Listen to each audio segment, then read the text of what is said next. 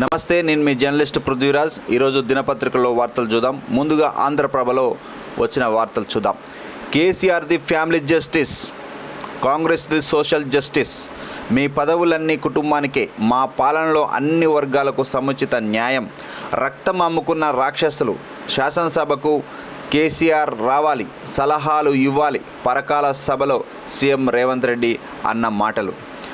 మరి కేసీఆర్ రక్తం అమ్ముకున్న రాక్షసులే కదా వాళ్ళ కుటుంబం. మీరు పదే పదే కేసీఆర్ని స్మరించుకుంటూ ఉంటుంటే ఇంకా ప్రజల్లో కేసీఆర్ రావాలనే భావన ఎక్కువ అవుతుంది. మీ దృష్టిలో కేసీఆర్ రాక్షసుడే కావచ్చు. మీ దృష్టిలో మరి రాక్షసులు ఎందుకు ఇవ్వాలి మీకు సలహాలు? పెద్ద పెద్ద మేధావులు ఉన్నారు కదా, వాళ్ళతో సలహాలు తీసుకోండి. శాసనసభ ప్రతిపక్ష నేతను మీరు ప్రతిసారి గుర్తు చేస్తుండడం, సభలలో గుర్తు చేయడం వల్ల కేసీఆర్ మరవడానికి చాలా వరకు ప్రజలు కేసీఆర్ మరవలేకపోతుంటే, మీరు ప్రతిసారి గుర్తు చేస్తూ ఆయన విమర్శిస్తున్న కొద్దీ ప్రజల్లో ఇంకా ఆయన మీద అభిమానం పెరిగే అవకాశాలు ఎక్కువ ఉన్నాయి. వాస్తవానికి ప్రజలు కేసీఆర్ కావాలని కోరుకుంటున్నట్టుగా కొన్ని నివేదికలు వెల్లడవుతున్నాయి. కేసీఆర్ని విమర్శ ఎంత చేస్తున్నారో, ఆయన ఎంత మీరు చేస్తున్నారో, ఎంత విమర్శ చేస్తున్నారో అంత ఎక్కువ ఆయనకు మైలేజ్ వస్తున్నది. కేసీఆర్ని స్మరించుకుంటూ వెళ్తున్నారు ప్రతిసారి. బీజేపీ ప్రభుత్వము ప్రతిపక్ష ఇప్పుడు ఎవరైతే తెలంగాణలో అధికారం ఉన్నటువంటి పార్టీ మీద అవాకు చెవాకులు పేలాల్సింది పోయి వాళ్ళు కూడా కేసీఆర్ని ప్రతిసారి టార్గెట్ చేస్తున్నారు. కాంగ్రెస్ పార్టీ అధికారంలో ఉన్నప్పుడు అది బీజేపీ పాత్ర ఏంటి? ఇప్పుడు ప్రజలకు ఏ విధంగా మంచి చేస్తురా చెడు చేస్తురా అనే దాని మీద మాట్లాడాలి. కానీ బీజేపీ ఏం చేస్తున్నది? తెలంగాణ బీజేపీ, ముఖ్యంగా తెలంగాణ బీజేపీ మాజీ ముఖ్యమంత్రి కేసీఆర్ మీద పడి ఏడుస్తున్నారు.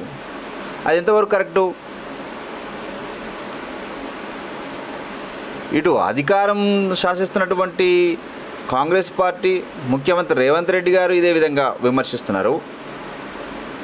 బీజేపీ పార్టీలో ఉన్నటువంటి బండి సంజయ్ లాంటి అగ్రనేతలు కావచ్చు, ఆ పార్టీలో ఉన్న కొంతమంది ఆయన టార్గెట్గా మాట్లాడుతున్నారు.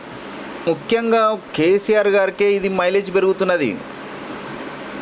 వచ్చే ఎన్నికల్లో బీఆర్ఎస్ పార్టీ అధికారంలోకి వచ్చినా కానీ ఆశ్చర్యపడిన అవసరం లేదు. ప్రస్తుత ట్రెండింగ్స్ బట్టి తెలుస్తుంది. దీని మీద మీకు కామెంట్ తెలియజేయండి. ఇక ప్రధానంగా ప్రచురించిన వార్త, సొంత చెల్లె పట్టనోడు 2 కోట్ల మంది ఆడబిడ్డలకు ఏం చేస్తాడు? కొడుకు చేసిన తప్పులకు తండ్రికి బాధ్యత లేదా? ఫామ్ హౌజ్లో పడుకుంటే సరిపోతుందా? మేనల్లుడు అఘోరారావు రాష్ట్రం నాశనం కావాలని క్షుద్ర పూజలు. ములుగులో సీఎం రేవంత్ ఫైర్. కొడుకు చేసిన నేరంలో తండ్రికి కూడా బాగా ఉంటుంది. తండ్రి కొడుకులిద్దరూ రాష్ట్రానికి శనేశ్వరులాగా దాపరించారు. ఇక మేనల్లుడు అఘోరా పూజలు జరిపిస్తున్నాడు అంటూ రేవంత్ రెడ్డి అన్న మాటలు.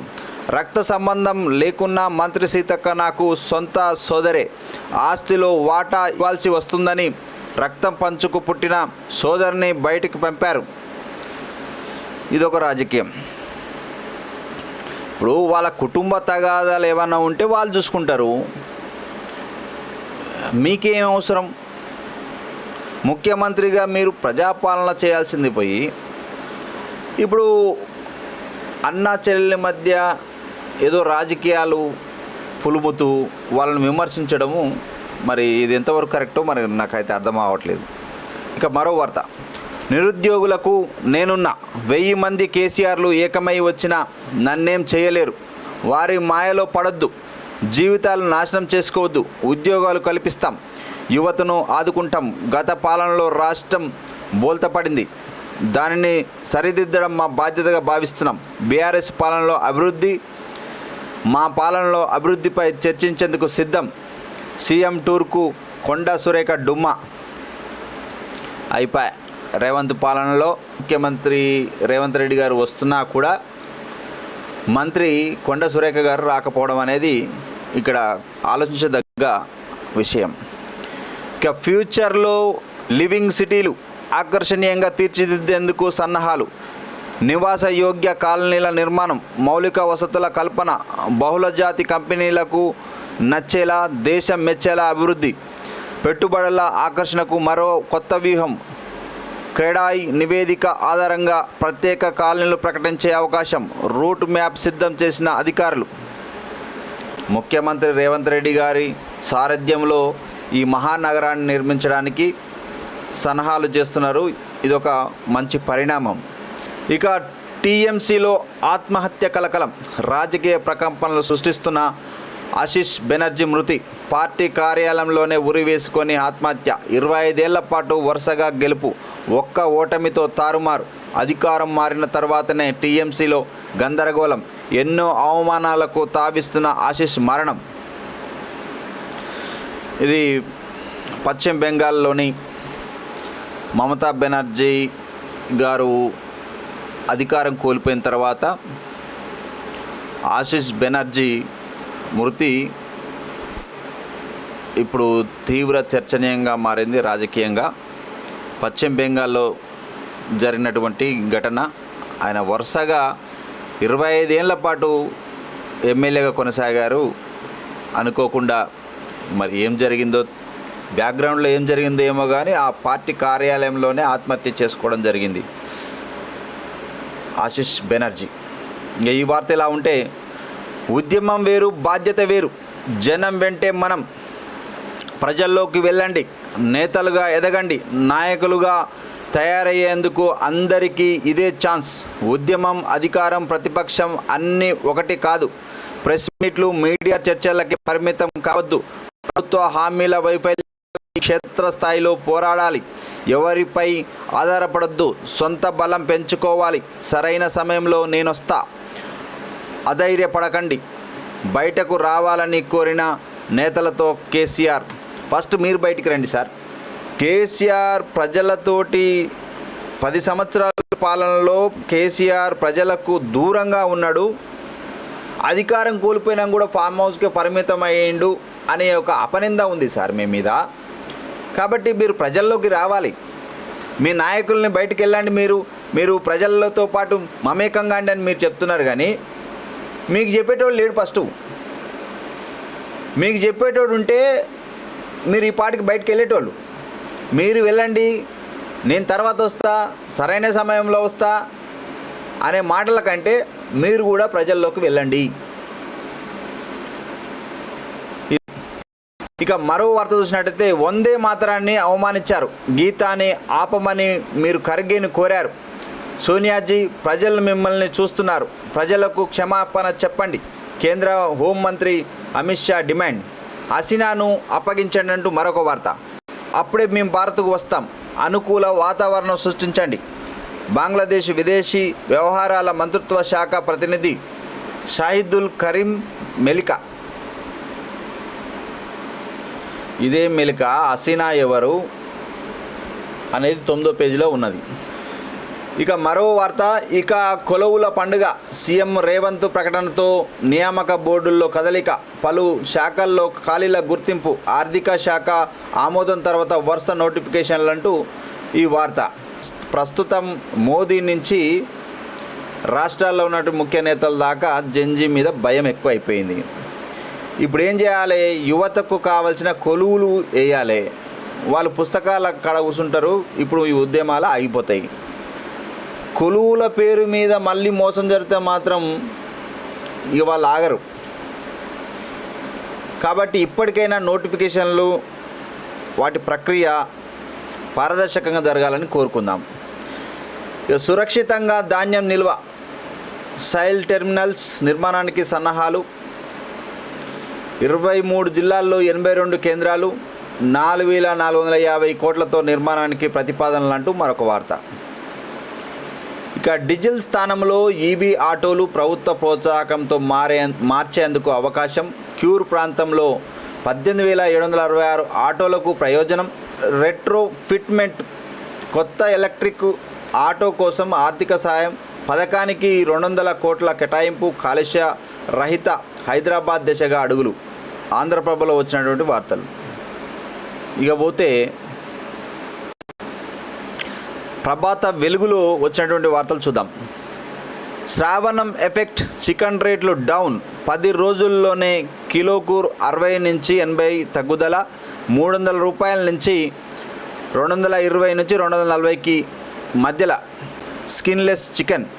తగ్గిన ధరలతో వినియోగదారులకు ఊరట. తగ్గిందేమో ధర కానీ దాని డిమాండ్ అలానే ఉంది.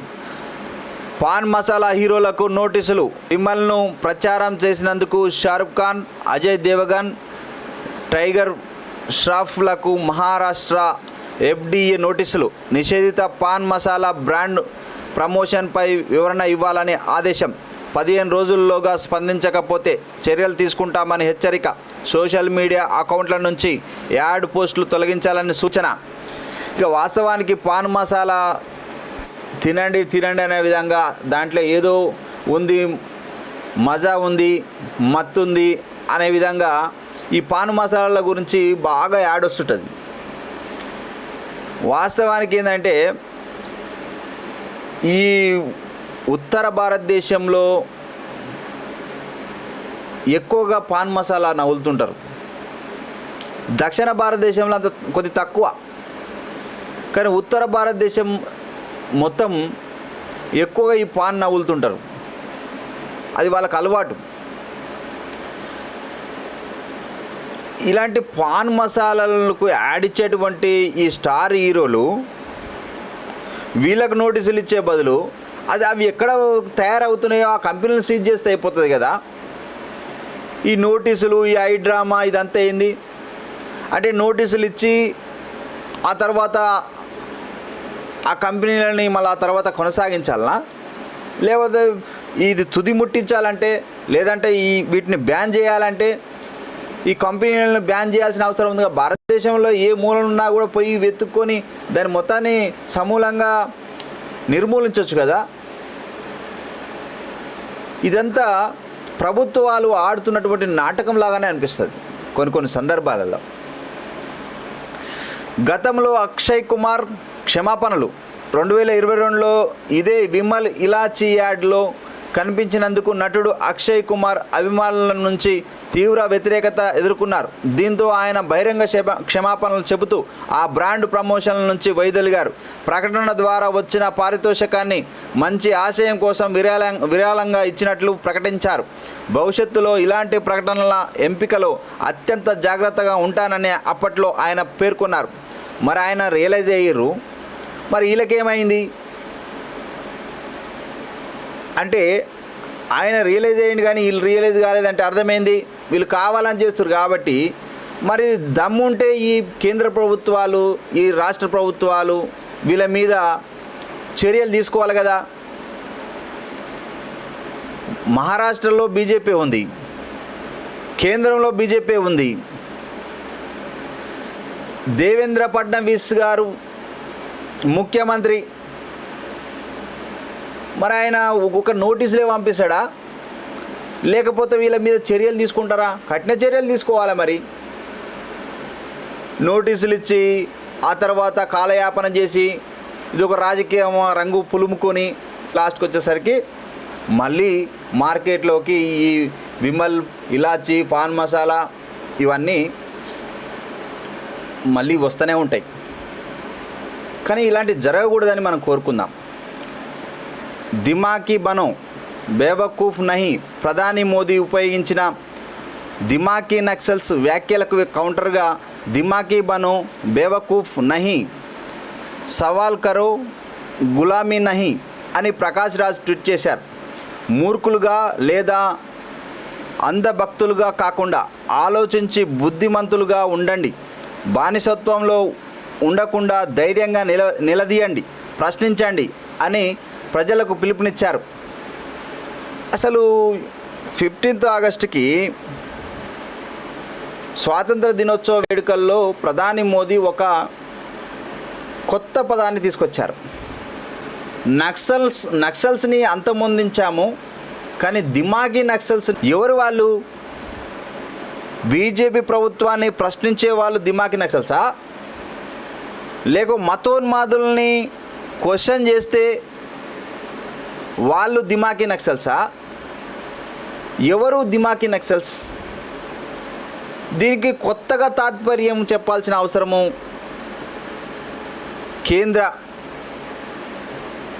కేంద్రంలో ఉన్నటువంటి బడాబాబులు చెప్పాలి. నరేంద్ర మోదీ గారు చెప్పాలి. ఈ దేశంలో జరుగుతున్నటువంటి వైఫల్యాలను తెలియజేయడము, క్వశ్చన్ చేయడం అంటే వీళ్ళు అర్బన్ నక్సలైట్లు అవుతారట.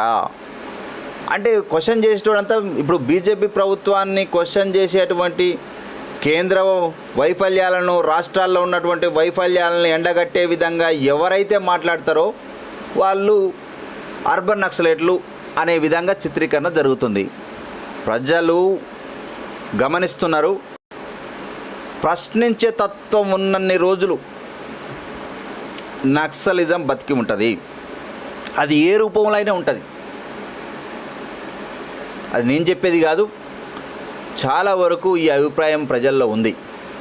ఇదేం పరిశాన్ బై 22A ప్రభుత్వ భూములతో పాటు ప్రైవేటు ఆస్తులు, బేస్ సర్వే నెంబర్ బ్లాక్తో ప్రైవేటు హక్కులకు గండి, జీవో 59/166 పట్టాలు, సర్ప్లస్ భూములకు 22A శాఖ, రికార్డుల్లో ఒక లెక్క, క్షేత్రస్థాయిలో మరో లెక్క, అధికారుల తప్పిదానికి సామాన్యుల ఆస్తులే బలి, ఒక్క అల్వాల్లోనే 1,00,000 గజాలు నిషేధిత లిస్టులోకి, నివాసాలు అపార్ట్మెంట్లకు రెవెన్యూ యంత్రాంగం జలక్, ప్రభుత్వ పట్టాలు సర్ప్లస్, ఇతరత్ర అన్ని పేర్లు విస్తీర్ణంతో అప్డేట్ చేసేందుకు కసరత్తు.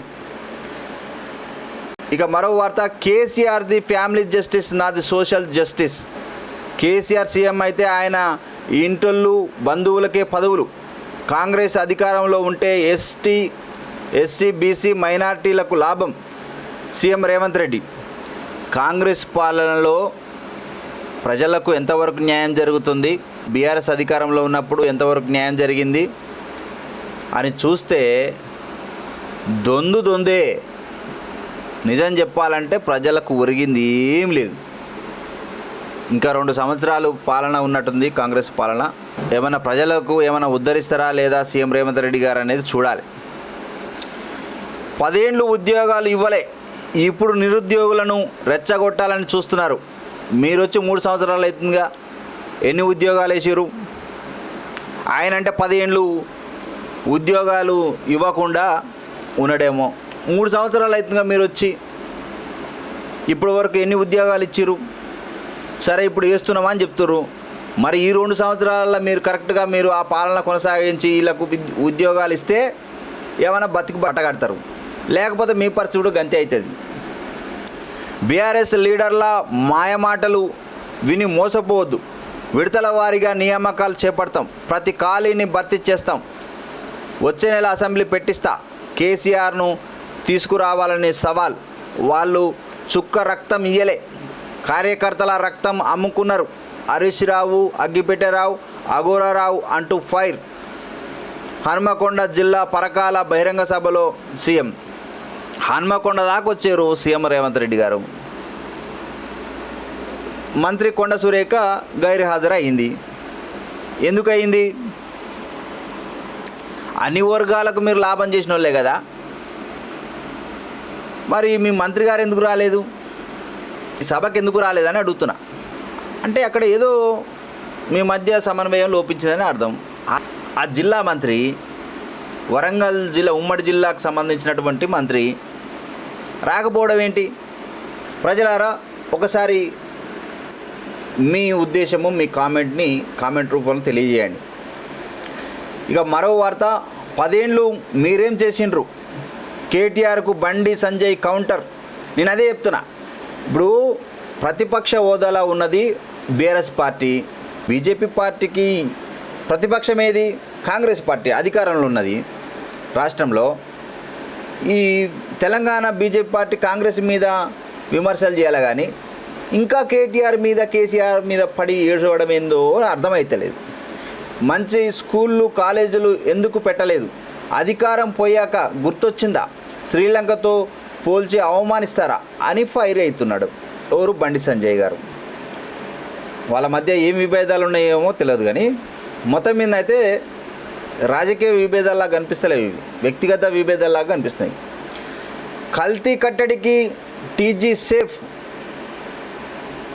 ఆహార భద్రత, ఔషధ నియంత్రణ విభాగాల విలీనం తక్షణమే అమల్లోకి తెస్తూ ప్రభుత్వ ఉత్తర్వులు. Drugs, food enforcement, legal, lab, administrative వింగ్ల ఏర్పాటు. కమిషనర్గా సీనియర్ ఐపీఎస్ అవినాష్ మహంతి నియామకం.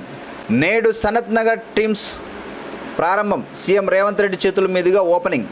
1082 బెడ్లు, అందులో 300 ఐసీయూలు, 31 మేజర్ ఆపరేషన్ థియేటర్లు. దేశంలో తొలిసారి ప్రభుత్వ రంగంలో ఏఐ న్యూమరిక్ ట్యూబ్ సిస్టమ్. దీంతో ఆసుపత్రిలో ఎక్కడికైనా 2 నిమిషాల్లోనే శాంపిల్స్, రిపోర్ట్స్, మందులు, పరికరాలు చేరవేయొచ్చు. 75% నీటి పొదుపుతో ఐజీబీసీ గోల్డ్ రేటింగ్ సాధించిన హాస్పిటల్. ఏర్పాట్లను పరిశీలించిన మంత్రి దామోదర్ రాజనరసింహ. సిజేఐ వద్దు, బెంగళూరులోని నేషనల్ లా వర్సిటీ స్టూడెంట్ల వ్యతిరేకత. హైదరాబాద్ నల్సార్ వర్సిటీ విద్యార్థులకు సంఘీభావంగా నిర్ణయం. ఇది హాట్ టాపిక్గా నడుస్తుంది. సిజేఐ రావద్దు అనే విషయంలో ఇది ఒక బలంగా వినిపిస్తున్నటువంటి, అసలు యువతలో ఎంతో ఆగ్రహము కట్టలు తెంచుకుంటుంది అనడానికి ఇది ఒక పెద్ద సంకేతం. చాలా బలంగా, దేశంలో యువత ఎంత బలంగా ప్రభుత్వాల మీద అసంతృప్తి ఉందో స్పష్టంగా అర్థమవుతుంది. మరో వార్త, ఆ తల్లి కొడుకు డేంజర్.